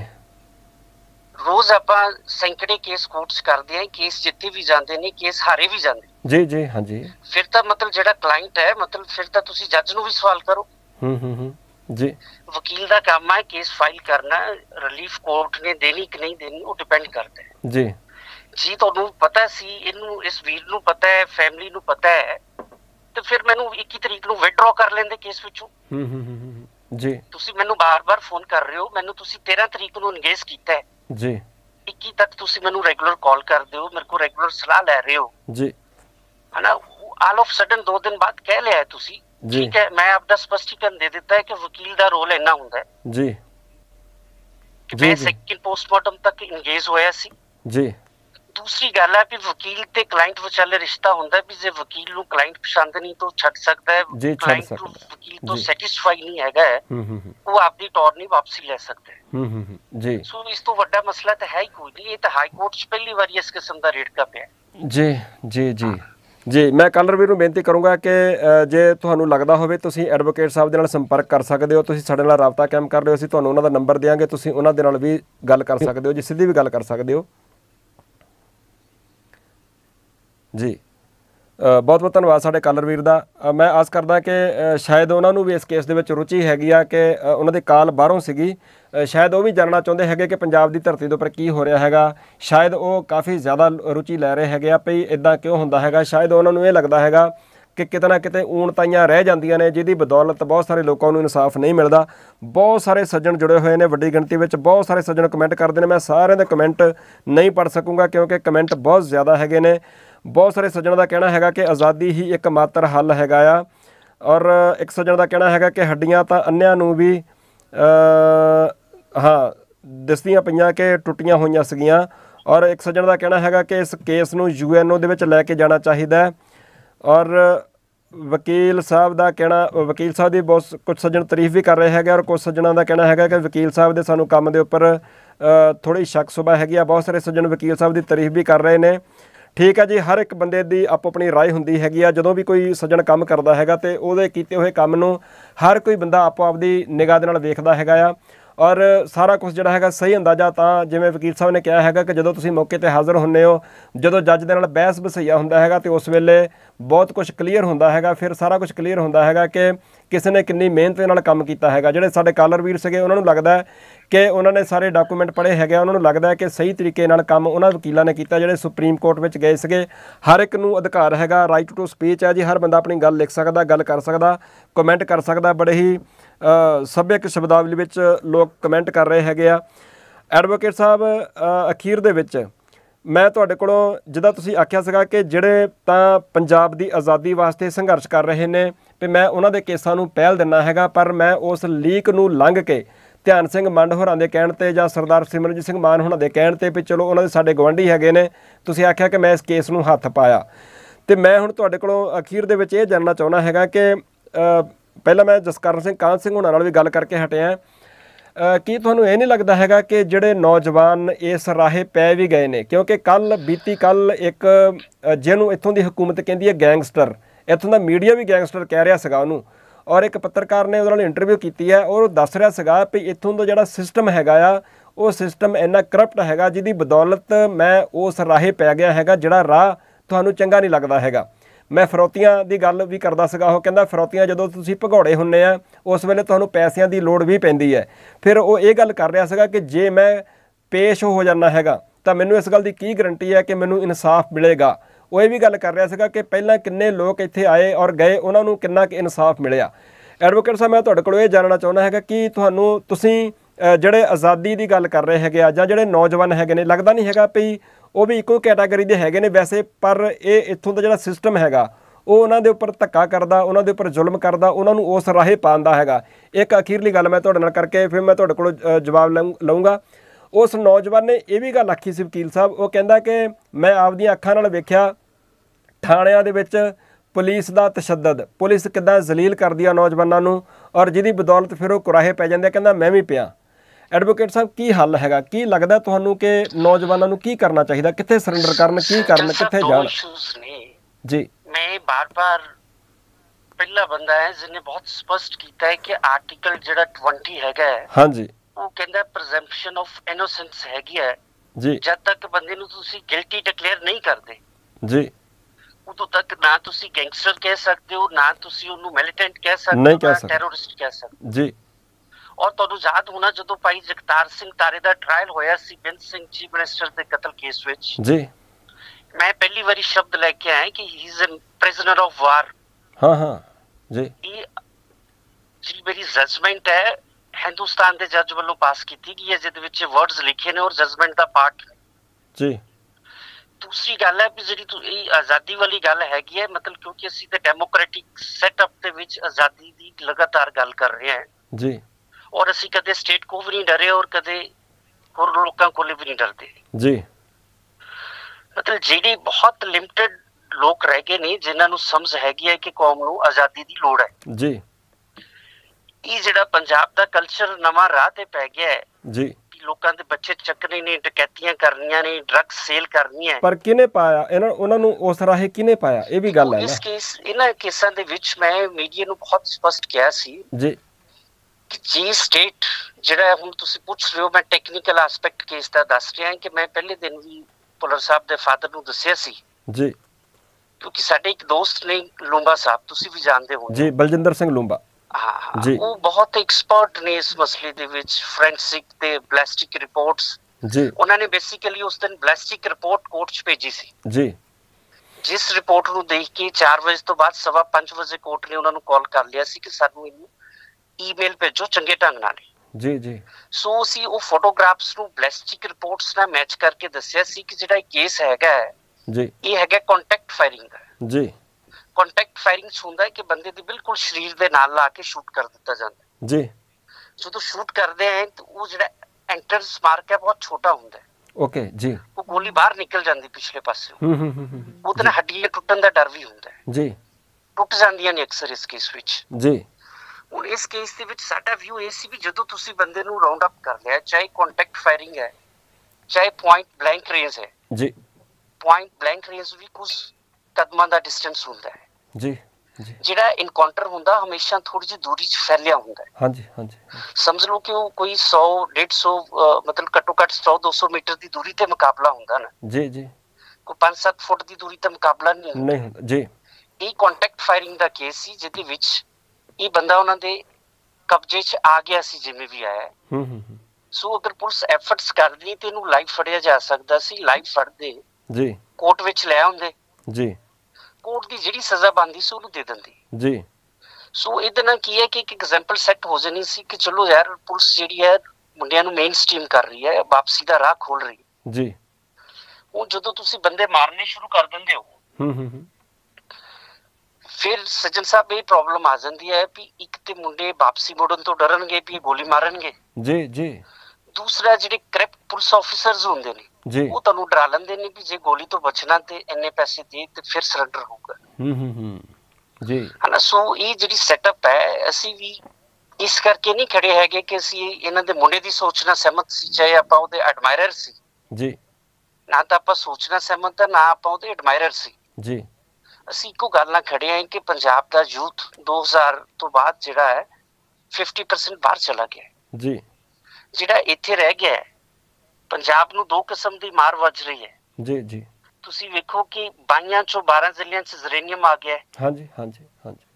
117 ਚੋਂ 140 ਬਲਾਕਾਂ ਦਾ ਪਾਣੀ ਦੇ ਸੈਂਪਲ ਫੇਲ ਹੋ ਗਏ। ਹਾਂਜੀ ਹਾਂਜੀ।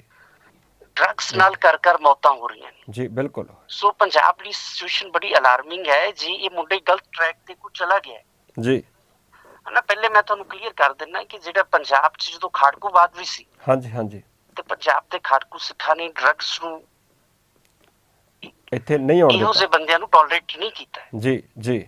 ਉਹਨਾਂ ਨੇ ਸਿਧਾਂਤਕ ਲੜਾਈ ਲੜੀ ਹੈ ਜੀ, ਹਨਾ। ਇਹ ਜਿਹੜੇ ਇਸ਼ੂਸ ਡਰੱਗਸ ਵਾਲੇ ਆ ਰਹੇ ਨੇ, ਹੁਣ ਤੁਸੀਂ ਵੇਖੋ ਕੈਨੇਡਾ ਦੇ ਵਿੱਚ ਇੰਨੀ ਵੱਡੀ ਖੇਪ ਫੜੀ ਗਈ ਹੈ ਹਾਂਜੀ, ਹਨਾ। ਸੋ ਇਹਨਾਂ ਚੀਜ਼ਾਂ ਨਾਲ ਅਸੀਂ ਸਹਿਮਤ ਨਹੀਂ ਹੈਗੇ, ਪਰ ਅਸੀਂ ਚਾਹੁੰਦੇ ਹਾਂ ਜੇ ਫਿਰ ਵੀ ਕੋਈ ਬੰਦਾ ਇਸ ਟਰੈਕ ਤੇ ਚਲਾ ਗਿਆ ਤਾਂ ਉਹਨੂੰ ਲੀਨੀਅੰਸੀ ਨਾਲ ਵਾਪਸੀ ਲਾਈਏ। ਸਾਡੇ ਤਾਂ ਮੁੰਡੇ ਮੁੱਕਦੇ ਜਾ ਰਹੇ ਨੇ ਜੀ ਜੀ ਜੀ ਜੀ। ਬਿਲਕੁਲ, ਹਨਾ। ਇਸੇ ਕਰਕੇ ਅਸੀਂ ਚਾਹੁੰਦੇ ਹਾਂ ਵੀ ਅਸੀਂ ਇੱਥੇ ਤਾਂ ਡੱਕਾ ਲਾਉਣਾ ਚਾਹੁੰਦੇ ਹਾਂ ਇਸ ਕੇਸ ਦੇ ਵਿੱਚ ਕਿ ਇਹ ਅੱਗੇ ਜੇ ਆਪਾਂ ਇਹਨੂੰ ਨਾ ਰੋਕਿਆ ਜੀ ਤੇ ਫਿਰ ਟ੍ਰੈਂਡ ਸ਼ੁਰੂ ਹੋ ਜਾਏਗਾ। ਅਸੀਂ ਤਾਂ ਟ੍ਰੈਂਡ ਬਣਨ ਤੋਂ ਰੋਕਣ ਲਈ ਸਾਰੀਆਂ ਐਫਰਟਸ ਕੀਤੀਆਂ ਨੇ ਜੀ। ਟ੍ਰੈਂਡ ਇਹ ਨਾ ਬਣੇ, ਉਹ ਕਿਸ ਤਰ੍ਹਾਂ ਰੁਕ ਜਾਵੇ। ਐਡਵੋਕੇਟ ਸਾਹਿਬ ਜਿਹੜੀ ਗੱਲ ਇੱਥੇ ਹੈਗੀ ਹੈ ਨਾ, ਮਤਲਬ ਮੈਂ ਕੱਲ ਵੀ ਦੱਸਿਆ ਸੀ ਵੀ ਜਿਹੜੇ ਬੰਦੇ ਨੂੰ ਮੇਰੀ ਕ੍ਰੈਡੀਬਿਲਿਟੀ ਤੇ ਡਾਊਟ ਹੈ ਜੀ ਜੀ, ਜਦੋਂ ਸਮੇਤ ਸਿੰਘ ਸੈਣੀ ਪੰਜਾਬ ਦਾ ਡੀਜੀਪੀ ਲੱਗਿਆ ਸੀ 2012 ਦੇ ਵਿੱਚ, ਜਦੋਂ ਅਕਾਲੀ ਗਵਰਨਮੈਂਟ ਆਈ ਸੀ ਜੀ, ਹਨਾ, ਬੜੇ ਬੜੇ ਜੱਜ ਵੱਡੇ ਲੀਡਰ ਉਹਨਾਂ ਤੋਂ ਡਰਦੇ ਸੀ ਹਾਂਜੀ ਹਾਂਜੀ।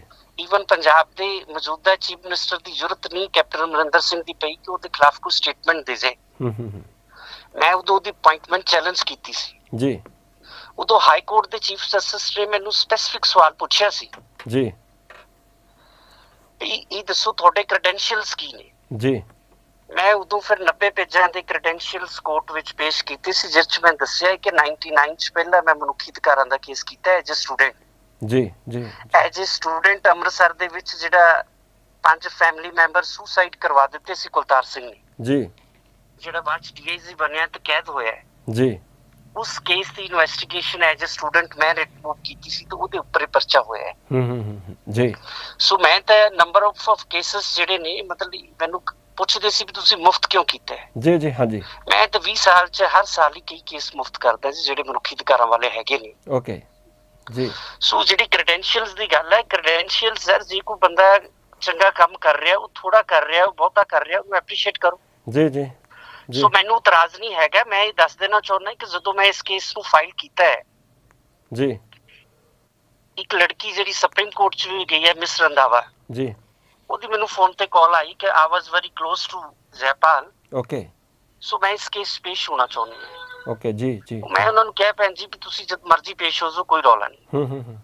ਫਿਰ ਉਹ ਕਹਿੰਦੇ ਕਿ ਮੇਰੇ ਪਾਪਾ Amritsar trial court senior lawyer ਹੈਗੇ ਨੇ। ਮੈਂ ਕਿਹਾ ਜੀ ਵੈਲਕਮ ਹੈਗਾ, ਜਿੰਨੀ ਟੀਮ ਵੱਡੀ ਹੋਏਗੀ ਹਾਂਜੀ ਉਹਨਾਂ ਫਾਇਦਾ ਹੋਏਗਾ ਜੀ। ਸੋ ਇਹਦੇ ਵਿੱਚ ਅਸੀਂ ਤਿੰਨੋਂ ਜਣੇ ਪੇਸ਼ ਹੋਏ ਹਾਂ। ਜੀ ਜੀ ਜੀ ਜੀ ਜੀ। ਹਨਾ, ਓਕੇ। ਰੰਧਾਵਾ ਮਤਲਬ ਉਹਨਾਂ ਦੇ ਫਾਦਰ ਵੀ ਜੀ, ਐਸ਼ਮਾ ਵੀ ਔਰ ਮੈਂ ਵੀ ਪੇਸ਼ ਹੋਏ। ਠੀਕ ਹੈ ਠੀਕ ਹੈ ਜੀ। ਪਹਿਲੀ ਪਟੀਸ਼ਨ ਵਿੱਚ ਵੀ ਫਿਰ ਜਦੋਂ ਸੁਪਰੀਮ ਕੋਰਟ ਗਏ ਨੇ, ਸਾਡੀ ਰਾਤ ਡਿਸਕਸ਼ਨ ਹੋਈ ਹੈ, ਤੁਸੀਂ ਫੋਨ ਦੇ ਵਿੱਚ ਉਹ ਡਿਟੇਲਸ ਕੱਢ ਸਕਦੇ ਜੀ। ਉੱਥੇ ਐਡਵੋਕੇਟ ਐਂਡ ਰਿਕਾਰਡ ਇੰਗੇਜ ਹੋਇਆ। ਪਟੀਸ਼ਨ ਰਿਮਾਂਡ ਹੋਈ ਹੈ। ਫਿਰ ਹਾਈ ਕੋਰਟ ਚ ਅਸੀਂ ਜੁਆਇੰਟਲੀ ਉਸ ਦਿਨ ਕੇਸ ਨੂੰ ਕਾਊਂਟਰ ਕੀਤਾ ਹੈ। ਜੀ ਜੀ ਜੀ। ਸੋ ਇਹ ਇੱਕ ਟੀਮ ਵਰਕ ਸੀ ਜੀ। ਇਸ ਕਿਸਮ ਦੇ ਤੁਸੀਂ ਨੁਕਸ ਕੱਢਣੇ ਮਤਲਬ ਇਹ ਤੇ ਜਿਵੇਂ ਉਹ ਥਾਟ ਹੈਗੀ ਹੈ ਨਾ, ਜਿਵੇਂ ਮਤਲਬ ਮਤਲਬ ਜਿਹੜਾ ਬਗਲਾ ਹੈਗਾ ਉਹ ਗੰਦ ਹੀ ਲੱਭਦਾ ਹੈ। ਉਸ ਥਾਟ ਦੇ ਬੰਦੇ ਮੈਂ ਵੇਖ ਰਿਹਾ ਬਹੁਤ ਹੈਗੇ ਨੇ ਸਮਾਜ ਵਿੱਚ। ਜੀ ਐਡਵੋਕੇਟ ਸਾਹਿਬ, ਸਮਾਜ ਦੇ ਵਿੱਚ ਸਾਰਾ ਕੁਝ ਹੀ ਹੈਗਾ, ਹਰ ਤਰ੍ਹਾਂ ਦਾ ਚੰਗਾ ਵੀ ਹੈਗਾ, ਬਹੁਤ ਕੁਝ ਮਾੜਾ ਵੀ ਹੈਗਾ। ਐਡਵੋਕੇਟ ਸਾਹਿਬ, ਤੁਸੀਂ ਜੈਪਾਲ ਭੁੱਲਰ ਹੋਰਾਂ ਦੇ ਪਿਤਾ ਜੀ ਨੂੰ ਕੁਝ ਕਹਿਣਾ ਚਾਹੋਗੇ? ਸ਼ਾਇਦ ਉਹ ਤੁਹਾਡੀ ਗੱਲ ਸੁਣਨ। ਦੇਖੋ ਜੀ, ਮੈਂ ਤਾਂ ਕੁਝ ਨਹੀਂ ਕਹਿਣਾ ਚਾਹੁੰਦਾ। ਮੇਰੇ ਨਾਲ ਇੱਕ ਹਫਤਾ ਬਹੁਤ ਠੀਕ ਰਹੇ ਨੇ ਜੀ। 21 ਤਰੀਕ ਤੱਕ ਮੇਰਾ ਲਗਾਤਾਰ ਤਾਲਮੇਲ ਬਣਿਆ ਰਿਹਾ ਹੈ ਜੀ। ਉਸ ਤੋਂ ਆਲ ਆਫ ਸਡਨ ਜੋ ਵੀ ਮੈਂ ਉਹਨਾਂ ਨੂੰ ਬਹੁਤ ਸਪਸ਼ਟ ਹੈਗਾ ਕਿ ਸਰਦਾਰ ਸਾਹਿਬ ਤੁਸੀਂ ਪੁਲਿਸ ਇੰਸਪੈਕਟਰ ਹੋ ਜੀ। ਸਪੋਜ਼ ਕਰੋ ਕਿ ਮੈਂ ਤੁਹਾਡੇ ਬੱਚਿਆਂ ਨਾਲ ਮਾੜਾ ਸਾਬਤ ਹੋਇਆ ਹੈ, ਤੁਸੀਂ ਆਪਦੇ ਬੱਚਿਆਂ ਨੂੰ ਵੀ ਟੋਲਰੇਟ ਕੀਤਾ, ਆਪਦੇ ਬੱਚੇ ਨੂੰ ਬੰਦਾ ਇਵੇਂ ਟ੍ਰੀਟ ਨਹੀਂ ਕਰਦਾ। ਤੇ ਤੁਹਾਡਾ ਤਾਂ ਰਾਈਟ, ਜਿਹੜੀ ਗੱਲ ਨੂੰ ਤੁਸੀਂ ਮੈਨੂੰ ਲੈ ਕੇ ਆਏ ਸੀ, ਤੁਹਾਡਾ ਸੈਕਿੰਡ ਪੋਸਟਮਾਰਟਮ ਹੋ ਗਿਆ ਜੀ। ਸੋ ਗੱਲ ਖਤਮ ਹੋ ਗਈ ਹੈ ਜੀ। ਤੁਸੀਂ ਅੱਗੇ ਚੰਗਾ ਵਕੀਲ ਕਰੋ। ਅਸੀਂ ਚਾਹੁੰਦੇ ਹਾਂ ਤੁਸੀਂ ਇਨਸਾਫ ਦੀ ਲੜਾਈ ਲੜੋ। ਜੀ। ਮੈਂ ਪਹਿਲੇ ਦਿਨ ਵੀ ਕਿਹਾ ਸੀ ਕਿ ਅਸੀਂ ਪਿੱਛੇ ਰਹਿ ਕੇ ਵੀ ਨਾਲ ਮਦਦ ਕਰਨ ਨੂੰ ਤਿਆਰ ਹਾਂ। ਸਾਡੇ ਮਨ ਵਿੱਚ ਕਿਤੇ ਵੀ ਇਹ ਨਹੀਂ ਹੈਗਾ ਵੀ ਅਸੀਂ ਫਰੰਟ ਤੋਂ ਲੀਡ ਕਰਨਾ ਜੀ। ਔਰ ਅਸੀਂ ਆਲਰੇਡੀ ਤੁਸੀਂ ਵੇਖਿਆ ਹੋਣਾ ਕਿ ਕਿੰਨੇ ਮਸਲਿਆਂ ਦੇ ਵਿੱਚ ਅਸੀਂ ਐਜ਼ ਏ ਹੁਣ ਗੁਰਦੁਆਰਾ ਡਾਂਗਮਾਰ ਸਾਹਿਬ ਹੈ, ਹਾਂਜੀ ਹਾਂਜੀ, ਉੱਥੇ ਘੱਟੋ ਘੱਟ ਕਈ ਵਕੀਲਾਂ ਦੀ ਟੀਮ ਅਸੀਂ ਇਕੱਠੇ ਕੰਮ ਕਰ ਰਹੇ ਜੀ। ਜੀ। ਮਤਲਬ ਨੰਬਰ ਆਫ ਇਸ਼ੂਜ਼ ਤੇ ਸਾਨੂੰ ਕੋਈ ਸਮੱਸਿਆ ਨਹੀਂ ਆਉਂਦੀ। ਅਸੀਂ ਸਾਰੇ ਵੱਖੋ ਵੱਖਰੇ ਲਾਇਰਸ ਨਾਲ ਇਕੱਠੇ ਹੋ ਕੇ ਕੰਮ ਕਰਨ ਦੀ ਸਪਿਰਿਟ ਰੱਖਦੇ ਹਾਂ ਜੀ। ਜੀ। ਇਹ ਤਾਂ ਪ੍ਰੋਬਲਮ ਤਾਂ ਹੁੰਦੀ ਹੈ ਜੇ ਤੁਸੀਂ ਇੱਥੇ ਪ੍ਰੋਫੈਸ਼ਨਲ ਕੋਈ ਫੀਸ ਐਕਸਟੋਰਟ ਕਰਨੀ ਹੈ, ਫੀਸ ਲੈਣੀ ਹੈ ਪਰਿਵਾਰ ਕੋਲ। ਜੀ ਜੀ। ਸਾਡਾ ਏਜੰਡਾ ਤੇ ਇੱਥੇ ਫੀਸ ਲੈਂਦਾ ਹੈ ਹੀ ਨਹੀਂ ਇਹਨਾਂ ਕੇਸਾਂ ਵਿੱਚ। ਠੀਕ ਹੈ, ਹਾਂਜੀ।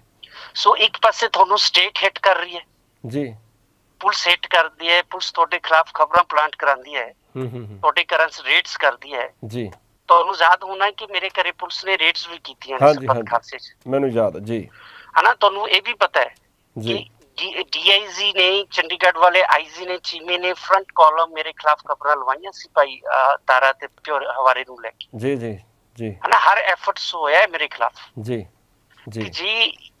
ਇਹ ਜਿਹੜੇ ਲੋਕ ਕਹਿੰਦੇ ਨੇ ਅਸੀਂ ਪੰਥਕ ਹੈਗੇ ਆ, ਅਸੀਂ ਪੰਜਾਬ ਨਾਲ ਬਹੁਤ ਜੁੜੇ ਹੋਏ ਆ, ਇਹਨਾਂ ਨੂੰ ਸ਼ਰਮ ਚਾਹੀਦੀ ਹੈ, ਇਹ ਗੱਲ ਸੋਚਣੀ ਚਾਹੀਦੀ ਹੈ ਕਿੱਥੋਂ ਗੱਲ ਕਰ ਰਹੇ ਜੀ, ਇਹਨਾਂ ਚੋਂ ਕੌਣ ਬੋਲ ਰਿਹਾ ਹੈ ਜੀ। ਜੀ। ਸਰਕਾਰ ਦੇ ਇਨਸਟਰੂਮੈਂਟ ਬਣ ਕੇ ਨਾ ਚੱਲਣ, ਚੰਗੇ ਢੰਗ ਨਾਲ ਸੋਚਣ। ਜੀ ਜ਼ਰੂਰ ਜ਼ਰੂਰ। ਐਡਵੋਕੇਟ ਸਾਹਿਬ, ਤੁਹਾਡੇ ਨਾਲ ਅਸੀਂ ਕਾਫੀ ਗੱਲਾਂ ਬਾਤਾਂ ਕੀਤੀਆਂ। ਮੈਨੂੰ ਲੱਗਦਾ ਕਿ ਬਹੁਤ ਸਾਰੇ ਸੱਜਣ ਕਮੈਂਟ ਕਰ ਰਹੇ ਹੈਗੇ ਨੇ, ਬਹੁਤ ਸਾਰਿਆਂ ਨੂੰ ਤੁਹਾਡੀ ਗੱਲਬਾਤ, ਤੁਹਾਡਾ ਕੰਮਕਾਰ ਜਿਹੜਾ ਹੈਗਾ ਚੰਗਾ ਲੱਗਦਾ ਹੈਗਾ, ਕਈਆਂ ਨੂੰ ਚਲੋ ਨਹੀਂ ਵੀ ਚੰਗਾ ਲੱਗਦਾ ਹੋਊਗਾ। ਹਰ ਇੱਕ ਦੀ ਦੇਖਣ ਦੀ, ਜਿਵੇਂ ਮੈਂ ਪਹਿਲਾਂ ਆਖਿਆ ਕਿ ਆਪੋ ਆਪਣੀ ਅੱਖ ਹੁੰਦੀ ਆ, ਆਪੋ ਆਪਣਾ ਇੱਕ ਨਜ਼ਰੀਆ ਹੁੰਦਾ।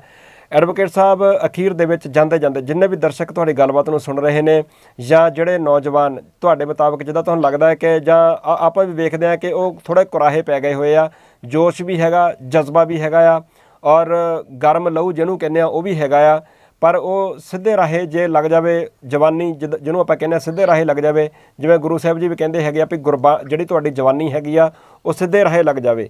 ਅੱਜ ਜਿਸ ਗੁਰੂ ਸਾਹਿਬ ਜੀ ਦਾ ਅੱਜ ਆਪਾਂ ਪ੍ਰਕਾਸ਼ ਦਿਹਾੜਾ, ਮੀਰੀ ਪੀਰੀ ਦੇ ਮਾਲਕ ਗੁਰੂ ਹਰਗੋਬਿੰਦ ਸਿੰਘ ਪਾਤਸ਼ਾਹ ਜੀ, ਉਹ ਵੀ ਕਹਿੰਦੇ ਸੀਗੇ ਕਿ ਮੈਨੂੰ ਲੋੜ ਹੈ ਚੰਗੀ ਜਵਾਨੀ ਦੀ, ਜੇ ਕਿਸੇ ਨੇ ਮੇਰੇ ਦਰਸ਼ਨ ਮੇਲੇ ਕਰਨ ਵਾਸਤੇ ਆਉਣਾ ਤੇ ਚੰਗੇ ਘੋੜੇ ਲੈ ਕੇ ਆਓ। ਵਧੀਆ ਜਵਾਨੀ ਦਾ ਭਾਵ ਸੀਗਾ ਕਿ ਨੌਜਵਾਨ ਜਿਹੜੇ ਨੇ ਵੱਧ ਤੋਂ ਵੱਧ ਗਿਣਤੀ ਮੇਰੇ ਕੋਲ ਆਓ, ਮੈਨੂੰ ਅੱਜ ਉਹਨਾਂ ਦੀ ਜ਼ਰੂਰਤ ਹੈ। क्योंकि उस वेले भी हालात इदां दे सीगे, समय की हुकूमत दे नाल उन्होंने जंग लड़ी है और बकायदा नौजवानों ने उस वेले गुरसिखां ने गुरु प्यारे ने उन्हों का साथ दिता है और 4 जंगां गुरु साहब जी ने लड़ियां और चारों ही जंगां दे विच लड़ के उन्होंने जित प्राप्त की है। एडवोकेट साहब, जो मौजूदा हालात ने, जिहड़े नौजवान इदां सज्जे खब्बे थोड़े हो चुके हैं, उन्होंने कुछ ना कुछ जरूर कह के जाओ। देखो जी, मैं बहुत क्लीयर है कि मैं थोनों पहले भी इशूज दसे नहीं कि पंजाब के नंबर ऑफ इशूज ने जी, जी आजादी है ये ते साडे ते खून दे विच हैगी है गल जी, और असी पंजाब च रह के पब्लिकली इस गल लड़ भी रहे जी, डेमोक्रेटिक वे नाल ਆਪਾਂ ਲੋਕਾਂ ਦੀ ਮਦਦ ਕਰ जी, ਉਸ ਤੋਂ ਨੰਬਰ ਆਫ ਇਸ਼ੂਜ਼ ਨਹੀਂ। ਮੈਂ ਤੁਹਾਨੂੰ ਇੱਕ ਸਭ ਤੋਂ ਵੱਡਾ ਕੰਸਰਨ ਦੱਸਿਆ ਕਿ 2000 ਤੋਂ ਬਾਅਦ ਆਪਣੀ 50% ਪਾਪੂਲੇਸ਼ਨ ਮਾਈਗ੍ਰੇਟ ਹੋ ਗਈ ਹੈ। जी, जी, जी, ਅਸੀਂ ਪੰਚਕੂਲੇ ਚ 22% ਤੋਂ 12 ਤੇ ਆ ਗਏ। ਇਵੇਂ ਚੰਡੀਗੜ੍ਹ ਦੇ ਵਿੱਚ ਸਾਡੀ ਪਾਪੂਲੇਸ਼ਨ 10% ਤੇ ਆ ਗਈ ਹੈ। ਦਿੱਲੀ ਦੇ ਵਿੱਚ ਅਸੀਂ 35 ਤੋਂ 6-7% ਤੇ ਆ ਗਏ ਹਾਂ ਜੀ। ਲੁਧਿਆਣੇ ਚ ਤੁਸੀਂ ਡਾਊਨ ਚਲੇ ਗਏ ਹੋ, ਜਲੰਧਰ ਚ ਡਾਊਨ ਚਲੇ ਗਏ ਹੋ, ਮੋਹਾਲੀ ਚ ਡਾਊਨ ਚਲੇ ਗਏ ਹੋ। ਕੋਈ ਸ਼ੱਕ ਨਹੀਂ, ਤੁਹਾਡੇ ਦਰਿਆ ਪਾਣੀ ਪੋਲਿਊਟ ਹੋ ਗਿਆ ਹੈ, ਜ਼ਰੀਨੀਅਮ ਤੁਹਾਡੇ ਇੱਥੇ ਆ ਗਿਆ ਹੈ। ਸਾਡੇ ਲਈ ਬੜੇ ਵੱਡੇ ਚੈਲੰਜ ਨੇ। ਮਤਲਬ ਅਸੀਂ ਸੋਚ ਰਹੇ ਹਾਂ ਕਿ ਜਿਹੜਾ ਯੂਥ ਹੈ ਉਹਨੂੰ ਐਜੂਕੇਟ ਹੋਣਾ ਚਾਹੀਦਾ ਹੈ ਜੀ, ਤੇ ਜਿਹੜੀ ਗੁਰੂ ਸਾਹਿਬ ਦੇ ਸਿਧਾਂਤ ਨੂੰ ਲੈ ਕੇ ਜੇ ਆਪਾਂ ਚੱਲਾਂਗੇ ਤਾਂ ਕਿਰਾਏ ਨਹੀਂ ਪਵਾਂਗੇ। ਜੀ, ਜੀ, ਜਿਹੜੇ ਮੁੰਡੇ ਗੁਰੂ ਸਾਹਿਬ ਦੇ ਸਿਧਾਂਤ ਨੂੰ ਲੈ ਕੇ ਵੇਖੋ ਕਿ ਪਿਛਲੇ ਸਮੇਂ 'ਚ ਵੀ ਗਏ ਨੇ, ਉਹਨਾਂ ਨੇ ਕੁਰਬਾਨੀਆਂ ਵੀ ਕੀਤੀਆਂ ਜੀ। ਸਾਨੂੰ ਗੁਰੂ ਸਾਹਿਬ ਦੇ ਸਿਧਾਂਤ ਨੂੰ ਛੱਡ ਕੇ ਇੱਧਰ ਉੱਧਰ ਨਹੀਂ ਭਟਕਣਾ ਚਾਹੀਦਾ ਹੈ। ਗੁਰੂ ਸਾਹਿਬ ਦੇ ਸਿਧਾਂਤ ਨੂੰ ਅਡਾਪਟ ਕਰੀਏ ਜੀ, ਐਜੂਕੇਟ ਹੋਈਏ, ਸਟਰਗਲ ਕਰੀਏ ਜੀ। ਵਾਕਈ ਐਡਵੋਕੇਟ ਸਾਹਿਬ, ਤੁਹਾਡਾ ਧੰਨਵਾਦ। ਤੁਸੀਂ ਸੁਨੇਹਾ ਦਿੱਤਾ ਹੈਗਾ, ਜੋ ਹਾਲਾਤ ਨੇ ਪੰਜਾਬ ਦੇ ਮੌਜੂਦਾ ਉਹਨਾਂ ਬਾਰੇ ਵੀ ਦੱਸਿਆ ਹੈਗਾ, ਦਿੱਲੀ ਦੇ ਹਾਲਾਤ ਵੀ ਦੱਸਿਆ ਔਰ ਕਿਵੇਂ ਜਿਹੜਾ ਪੰਜਾਬ ਹੈਗਾ ਆਪਣੇ ਹੱਥਾਂ ਦੇ ਵਿੱਚੋਂ ਕਿਰਦਾ ਜਾ ਰਿਹਾ ਹੈਗਾ। ਇੱਥੋਂ ਦਾ ਇਹ ਹਾਲਾਤ, ਇੱਥੋਂ ਦਾ ਵਾਤਾਵਰਣ, ਇੱਥੋਂ ਦਾ ਪਾਣੀ, ਇੱਥੋਂ ਦੀ ਹਵਾ, ਸਾਰਾ ਕੁਝ ਗੰਦਲਾ ਹੁੰਦਾ ਜਾ ਰਿਹਾ ਹੈਗਾ। ਇੱਥੋਂ ਦਾ ਸੱਭਿਆਚਾਰ ਜਿਹੜਾ ਹੈਗਾ ਉਹ ਤਹਿਸ ਨਹਿਸ ਹੁੰਦਾ ਜਾ ਰਿਹਾ ਹੈਗਾ ਔਰ ਤੁਸੀਂ ਇੱਕ ਸੁਨੇਹਾ ਦੇਣ ਦੀ ਕੋਸ਼ਿਸ਼ ਕੀਤੀ ਹੈ ਕਿ ਨੌਜਵਾਨ ਉਸ ਸਾਰੇ ਕਸ ਨੂੰ ਬਚਾਉਣ ਵਾਸਤੇ ਅੱਗੇ ਆਉਣ। ਐਡਵੋਕੇਟ ਸਾਹਿਬ, ਤੁਹਾਡਾ ਧੰਨਵਾਦ, ਤੁਸੀਂ ਸਾਡੇ ਨਾਲ ਜੁੜੇ, ਬਹੁਤ ਬਹੁਤ ਧੰਨਵਾਦ ਜੀ। ਵਾਹਿਗੁਰੂ ਜੀ ਕਾ ਖਾਲਸਾ, ਵਾਹਿਗੁਰੂ ਜੀ ਕੀ ਫਤਿਹ।